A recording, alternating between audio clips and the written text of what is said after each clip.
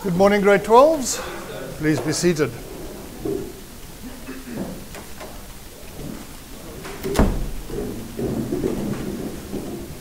Right, let's get moving. Yesterday we dealt with waves and the whole wave theory of light. Okay, we said light is energy. Energy can be transmitted in two different ways. What are those two different ways, Thomas? Thank you. And wave. Particle way of transmitting energy or wave way of transmitting energy. Now we know that light energy is transmitted. Is it by wave or is it by particle? Yesterday we looked at the whole wave thing. We looked at the wave equation. Velocity equals frequency times wavelength. We did a couple of calculations using that. We had to look at the shape of the waves, high frequency, high energy. Low frequency, low energy. Okay? And we spoke about that and moved on from there. Today we're going to have a look at the whole particle side of light. So what we're looking at today, we could call the particle model of matter, of light.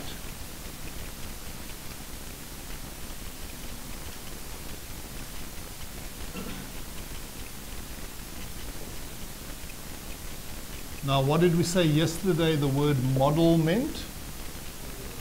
Theory, the particle theory of light. You can actually prove it, almost. Now, one of the first things that led people to think that light was a particle was the whole story about comets. If we have a look at a comet, let's say here we've got the sun, okay? And here we've got a comet, which we know is mainly a lump of frozen ice and frozen gases. And that comet is moving in that direction there. Where will the tail of that comet be? Let's say we draw that tail in blue. Where would it be? There. We all agree.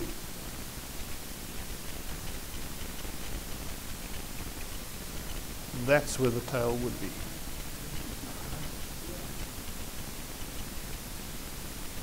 Am I talking nonsense? If you had a car, a politician's car, and you had a flag on the bonnet, the car was moving that way, which way would the flag be fluttering? The flag would be fluttering backwards, wouldn't it? Surely the tail should be the same. Now, that made people sit up and say, what's going on here? And scientists said, well, the only explanation for it, because as that comet moves around the sun, when the comet was here, which way was the tail? That way.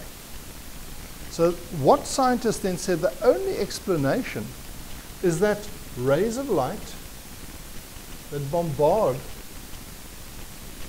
that flow out of the sun like that, when they hit the comet, they're actually knocking particles out of that comet and knocking them backwards.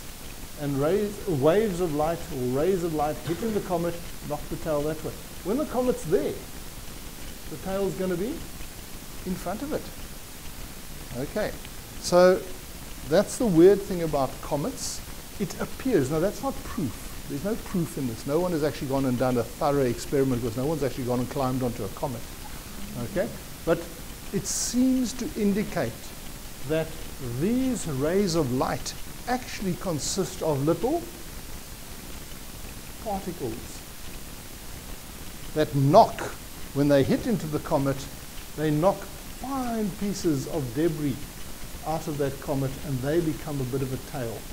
And the comet's tail is always in the opposite direction to the sun. Okay? A bit of an indication. So it's not a proof, it's an indication. Right. Now we get on to the photoelectric effect, which is proof to a certain extent.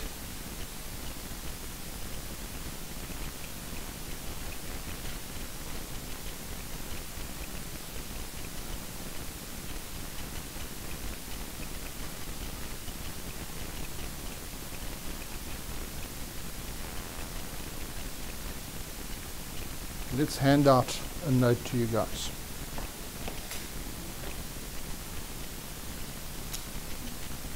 So you've all got pretty sketches of the sun and the comet. That's nice. It will match the sketch that I've got in the top of your notes.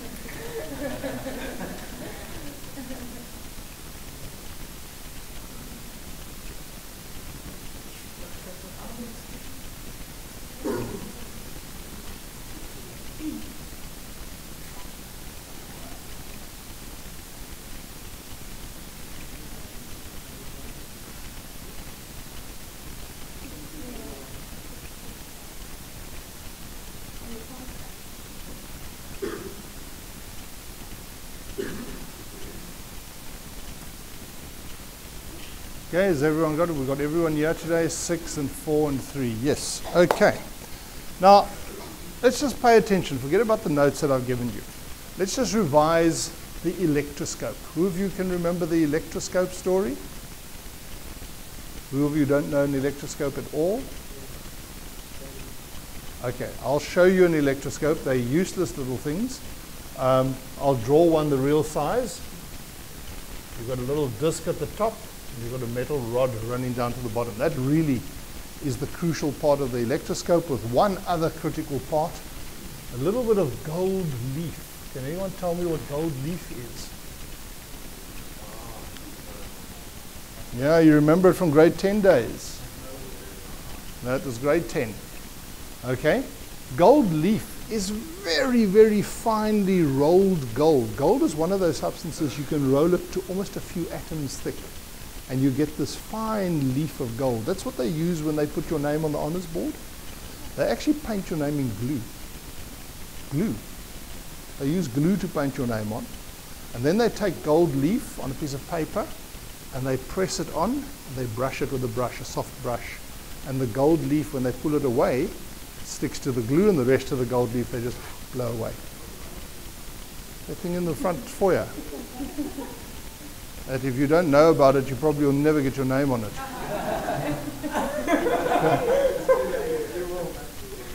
All right.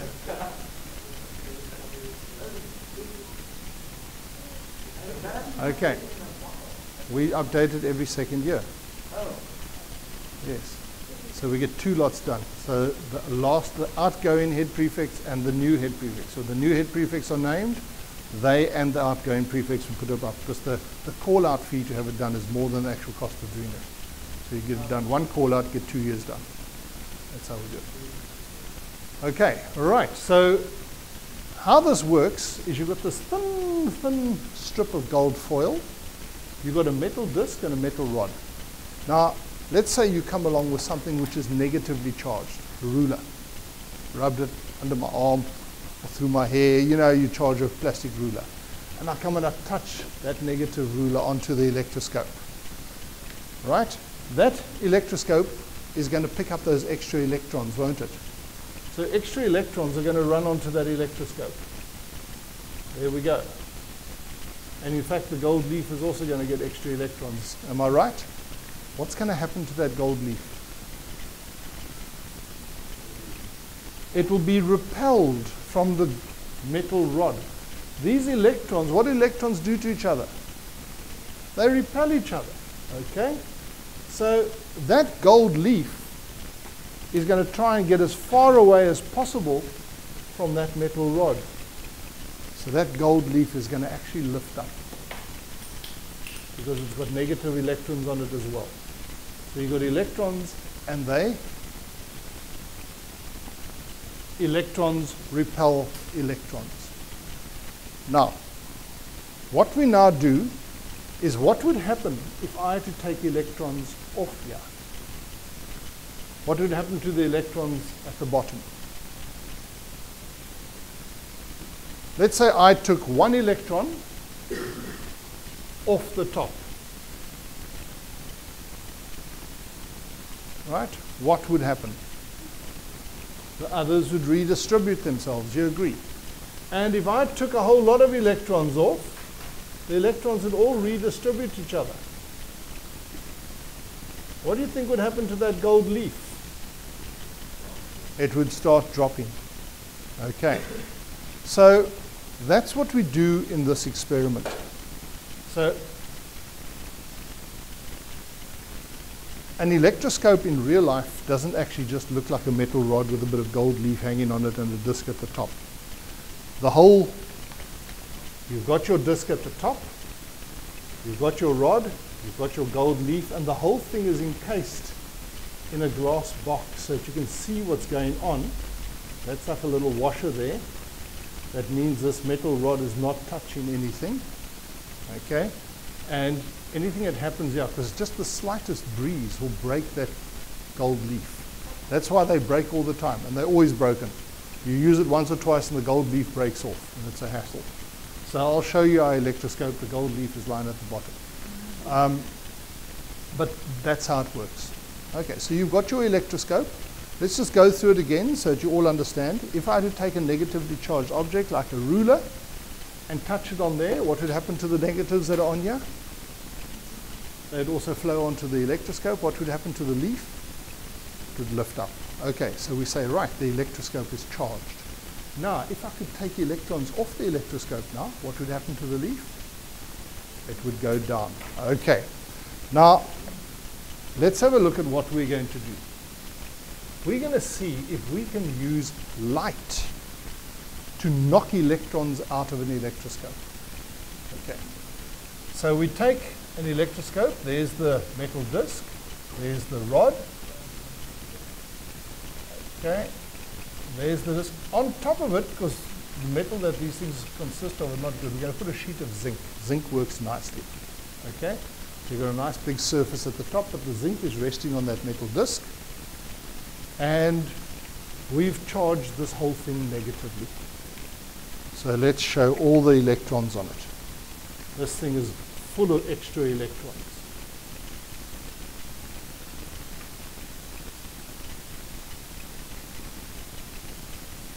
Right, happy. Then I'll take a beam of white light. I'm going to mark it W for white light. Okay, could make it red light, could make it green light, it doesn't really matter. Let's label it green. We've got a green Cokie. So we take green light. Happy? G for green. Happy. Now what did we say light consists of? We're talking about the particle theory of light now. So now we're trying to prove that light consists of particles, little bullets. Think of them as little bullets. Now what would happen if a bullet had to hit one of those electrons? It will knock an electron off, won't it? And what will happen to the leaf? It'll drop. And what do we notice? The leaf does not budge. So the green light's not strong enough, you agree? Okay, so we use two beams of green light. We say we have increased the intensity of the light. So the intensity has been doubled, do you agree? Two beams, and now what? Don't read your notes, nothing. Doesn't knock it out. So what do we think about this particle theory? Load of rubbish. We used 20 beams. So we've really upped the intensity by 20 times. 20 times as bright. Okay? Nothing happens. The metal gets hot because we're shining light on it, but the electrons stay put. This leaf stays. No electrons getting knocked off. Suggestion? 10,000. Just melt it. No. We set it up again. Exactly the same.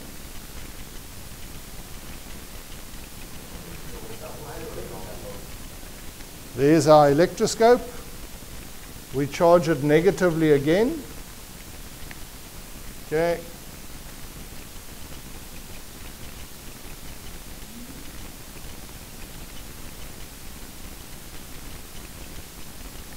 Okay. Remember the electroscope's only got a small disc, but we've put what sheet on top of it? Zinc. The zinc works nicely. Right, now we use ultraviolet light.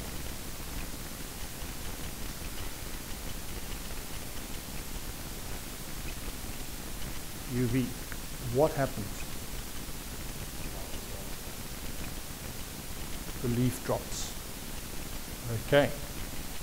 So we shine it with ultraviolet light and the leaf drops. What does that seem to tell us?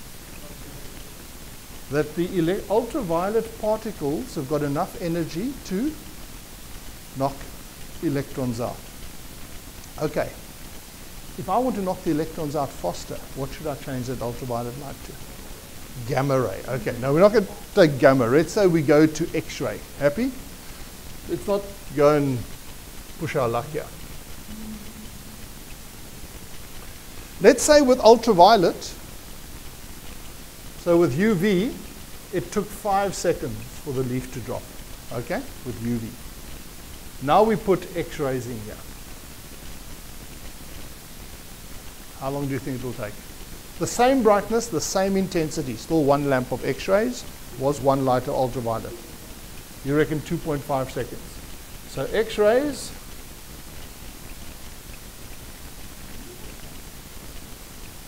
no, 5 seconds. Don't you tell me what the story is. 5 seconds. What? I'm running down my answer. 5 seconds. So did it make any difference? Okay, let's go for Chong's story here. Gamma. Let's go to gamma. Okay. So we know gamma is, what's the G? No. Gamma rays.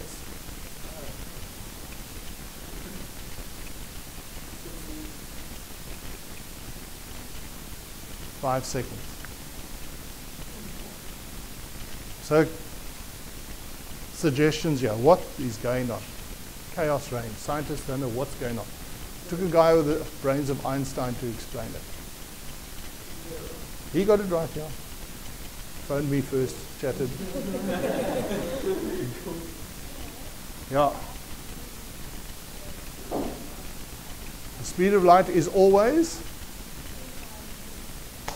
Yep, that's what I told Einstein. I said, it can't be the speed of light, Albert. It's always the same. 3 times. He said, of course, forgot about that. It's not the speed of light, no.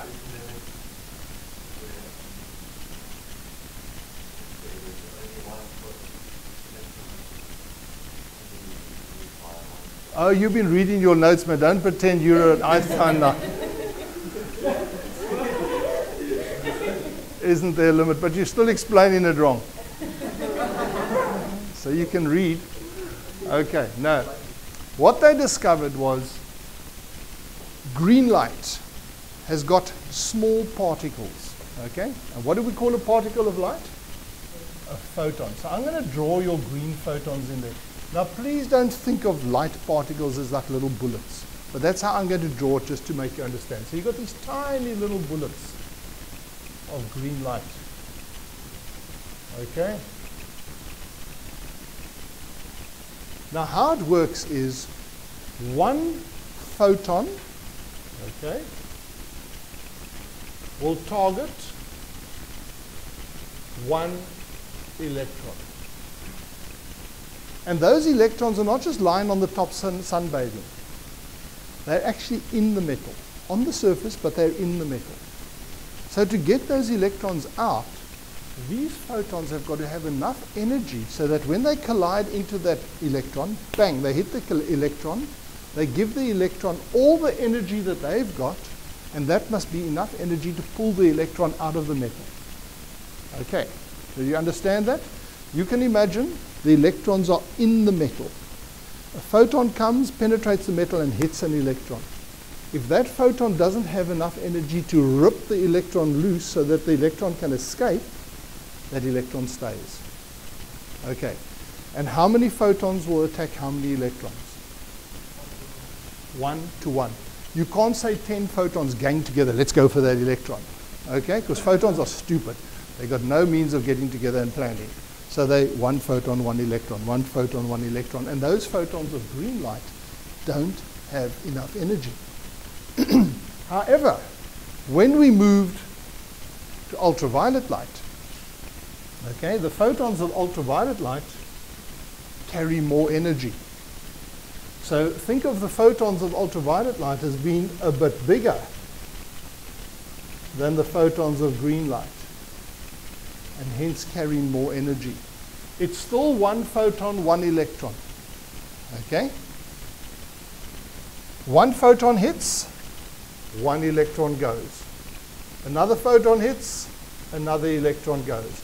A fourth photon hits, a fourth electron goes, etc., etc. Right.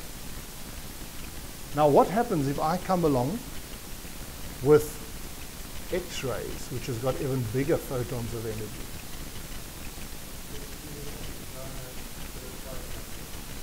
Do they have the required amount of energy? X-rays carry more energy than ultraviolet. So there will be excess energy. Where do you see the excess energy? No, you see it in the kinetic energy of the electron.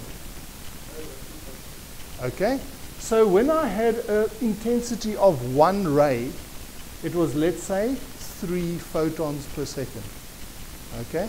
And how many electrons would I knock out a second? 3 photons per second. I kept the intensity the same. Let's take away that fourth photon there because it's causing confusion, isn't it? Okay? I kept the intensity the same, but I went up to X-rays. How many photons per second? 3 photons per second. So how many electrons per second? 3 electrons per second. How many seconds to get the leaf down? 5 seconds. Okay. We go up to gamma rays. Now we got massive photons. But the intensity is the same. So how many photons are we hitting per second? 3 per second. How many electrons per second? 3. What's the only difference between gamma rays now and X-rays just now? The electrons are going to have even more energy to fly off once they... Yes, you can. So if I bring another ray in of gamma, now how many photons am I slamming with this? 6.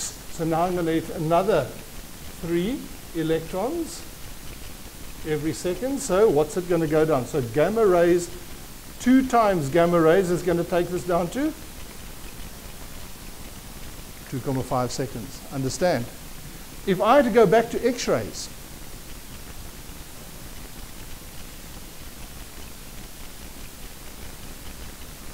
I had to go back to X-rays.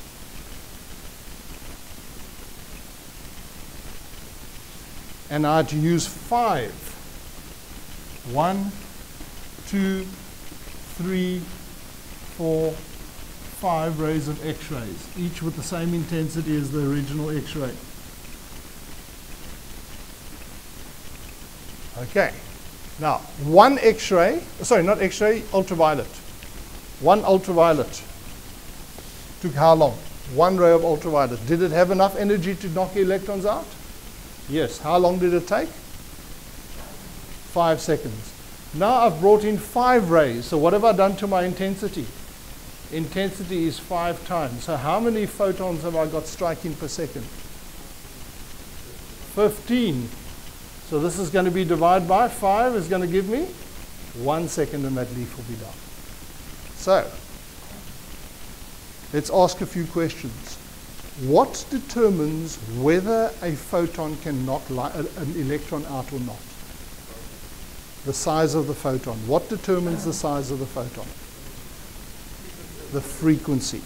So if the frequency is not big enough, it means the photons are too small, they can't knock electrons out. Even if you put 1,000,000 of those beams on it and you up the intensity, if the frequency is not right, you can up the intensity as much as you like, you won't knock electrons out. Okay? But if the frequency is enough to knock electrons out, increasing the frequency and keeping the intensity is the same. Is that going to bring the leaf down faster? What must you do to bring the leaf down faster once you are knocking electrons out? You increase the intensity. So the intensity will affect the speed and how quickly the leaf comes down. But increasing the intensity on its own won't necessarily get electrons knocked out if one beam on its own is not enough to knock out electrons. Do we understand that? Let's run through that little sketch that you've got. You've got that all summarized in that sketch under 3.2, the photoelectric effect. Let's have a look at it. In the first set of 3 diagrams, what have we got? We've got a gold leaf electroscope which has been charged with what? Positive or negative? Negative. In the first little sketch there, what am I shining onto the electroscope? White light. What have I written at the bottom? The leaf stays up, i.e. no electrons are being removed. You all agree? Let's have a look at the second sketch. What have I done there? I've increased the intensity. So the intensity is doubled. I've got 2 beams of light, but it's still white light. Did white light on its own have enough frequency to knock out electrons? So by doubling the intensity, have I changed the frequency? No. Still, leaf still stays up, i.e. electrons still not removed. And I'll go to 3 beams. Okay? Triple the intensity, same frequency. Notice it's still white light, so the frequency is still the same. I haven't changed the frequency, and the leaf still stays up. So obviously, what we've done there, and I've written on the left-hand side, is the frequency has stayed constant, the intensity has increased. Okay? And has changing the intensity brought us to a stage where we can knock an electron out? No. Let's have a look at the second row. Okay. What type of light am I using there? UV. What's the intensity of that UV beam compared to the beam above it, the white light above it? Same intensity. What's the only difference between the sketch above it and itself? Frequency is higher in the ultraviolet. Okay? And we notice that the leaf drops slowly. In other words, electrons are being removed. So by increasing the frequency, you can now get electrons to be removed. Okay? What would happen if I had to go with still 1 beam, but of X-ray? Would it knock electrons out? Yes? Is X-ray a high enough frequency? Yes, it's even higher than ultraviolet. Would it knock electrons out faster or slower? Same speed. Why? Because it's still 1 photon per second, or the intensity is the same, 1 beam. Nonetheless, let's have a look at the second sketch there in that second row. How many beams of UV am I using? 2. UV, we said, does have a high enough frequency, so the photons are carrying enough energy. The leaf drops twice as quickly, i.e. electrons are moved twice as quickly. And obviously in the third one, it drops 3 times as quickly, etc., etc. Let's have a look at those conclusions. This is important. Light consists of particles called photons. You all with me on that one? We've spoken about it. Next bullet point. 1 photon interacts with 1 electron. And I've put in brackets there, 2 photons can't target 1 electron simultaneously. They can't gang up. Okay? So it's 1 photon, 1 electron. Third bullet point. Only if a photon has sufficient energy will it dislodge an electron. And what determines whether a photon's got sufficient energy? Its frequency, not its intensity. So the frequency tells you whether a photon's got enough energy or not. If light of a certain frequency is not able to dislodge an electron, then increasing the intensity, i.e. the number of photons per second, will not help. Okay? There you've got a formula, important. The energy of a photon, energy of 1 photon is equal to Planck's constant multiplied by the frequency. We spoke about that yesterday very briefly. Okay? And H is known as Planck's constant after Max Planck.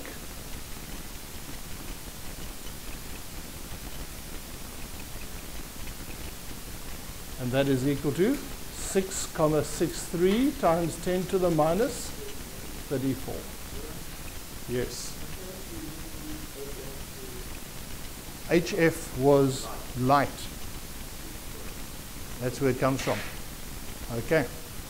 And F is frequency. Obviously, frequency is measured in hertz.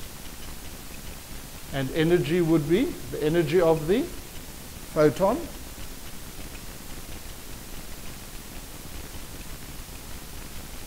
And energy is always measured in joules. Starting to get the hang of these things? Right, we happy?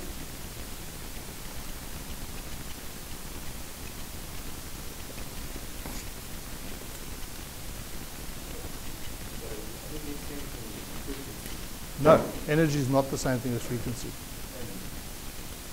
Energy is directly proportional to frequency.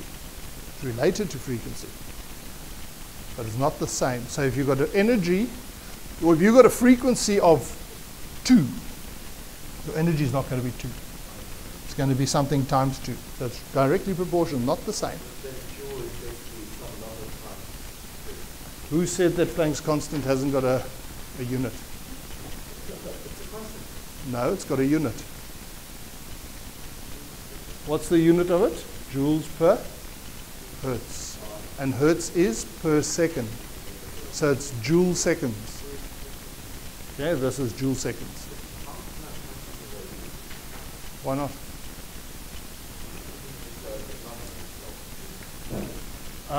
Weight equals m times g. That's a constant. You agree? What's the unit of that constant? Meters per second to the minus 2.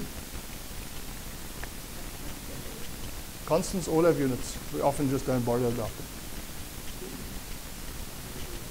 Constants are usually obtained. You would normally take the mass of something and check what its weight is. Take the mass, change the mass, so you take 1 kilogram, see what its weight is, 9.8. 2 kilograms, see what its weight is, 19.6. 3 kilograms, see what its weight is. Plot a graph. You get a graph that looks like this. Mass, weight. The mass was 1, the weight was 9.6. 1, 9.8, sorry. The mass was 2, 19.6. You get a straight line graph running through the origin. Okay. What is W over M is the gradient, isn't it? And that from the gradient you get what G is. That's how all of these constants are obtained from graphic. Okay, right, we got that. Let's do number 1, please. Calculate the energy of a photon of light having a frequency of 7 times 10 to the 12 hertz. The answer is given to you, but make sure you can get it.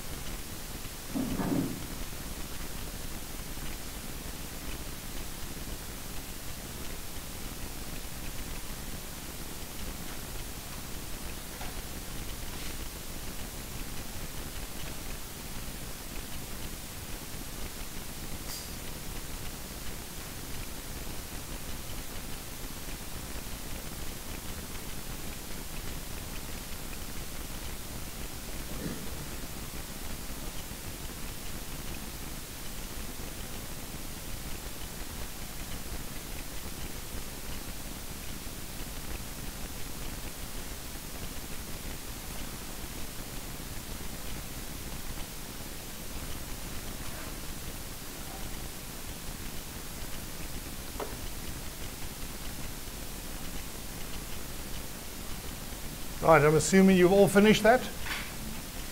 Anyone not finished? All right, Shara, give me the answer. Not the same answer as I've got. Same answer, okay.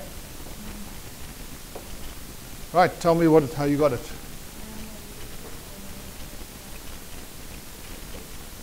Right, what is H?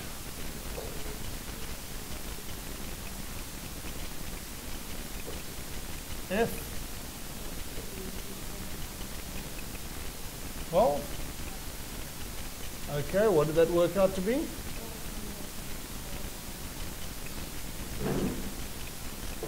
minus 21 joules. This has got direction. Does energy have direction? No. Right, do the next one, please.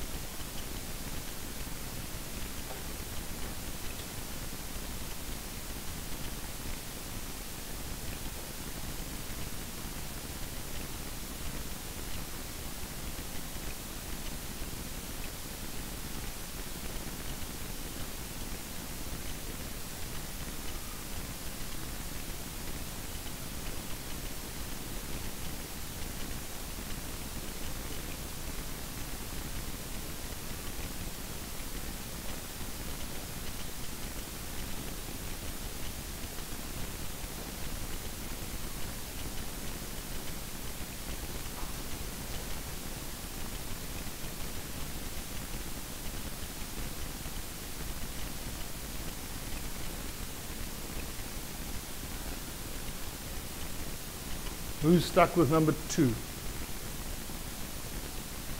What's the problem, Daniel? You don't have F. You weren't here yesterday. F is equal to 1 over the period of a wave. F equals 1 over the period. Or vice versa, the period is equal to 1 over F.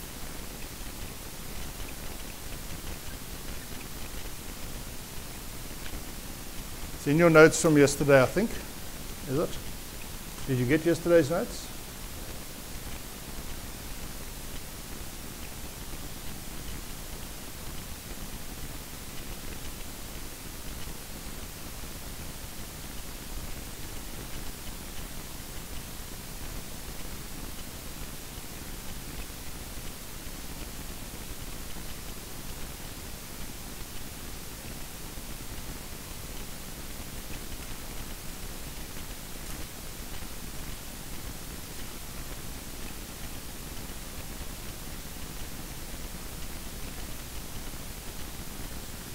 Esther,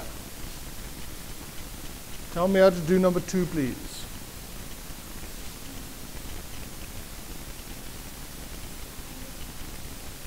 That formula over there, F equals 1 over tau.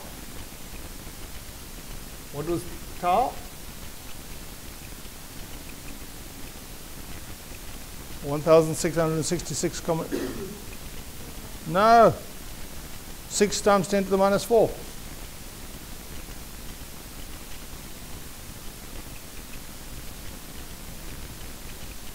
And what does that come out to be?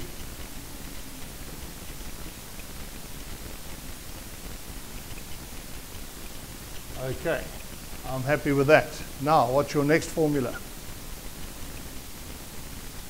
E equals HF. H is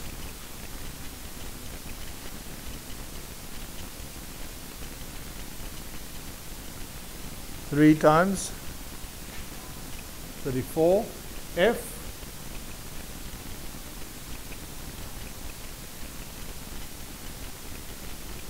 and your answer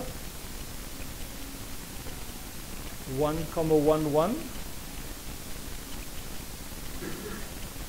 minus 30 joules. Good. That agree with the answer I've given? Right, I hope it's right. Number 3, finish that one quickly. We've got a few seconds left.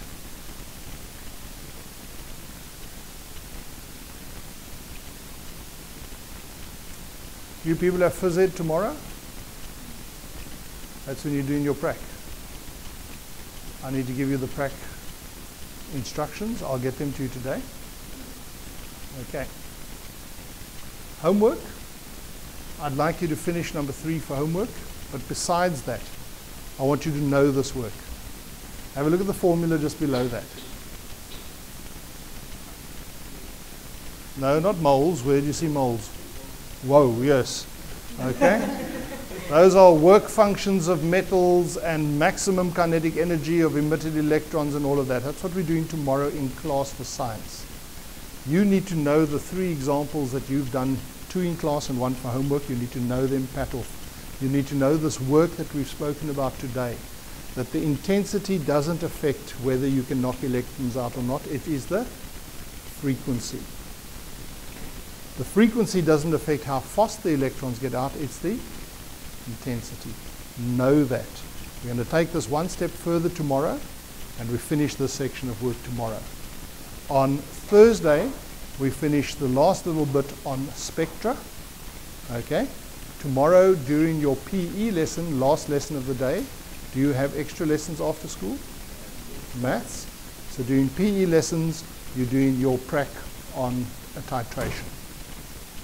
You'll be working two to a prac, 2 to a set of apparatus, and you're going to be working here.